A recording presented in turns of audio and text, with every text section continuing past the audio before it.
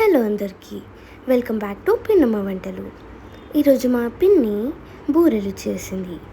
బూరెలు చేసే విధానం: హాఫ్ అన్ అవర్ నానబెట్టిన 150 గ్రామ్స్ శనగపప్పుని కుక్కర్లో వేసుకొని 4 విజిల్స్ పెట్టి మెత్తగా ఉడికించుకోవాలి. తర్వాత కుక్కర్ మూత తీసి పప్పుని స్పూన్తో మెదుపుకోవాలి. పక్కన ఇంకో గిన్నెలో 200 గ్రామ్స్ బెల్లంలో నీళ్లు పోసి అది కరిగే వరకు వేడి చేయాలి.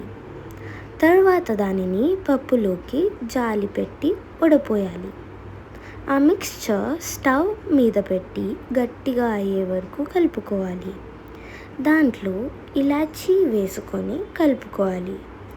తర్వాత కుక్కర్ కిందికి దించాక గీ యాడ్ చేసి చల్లార్చుకోవాలి.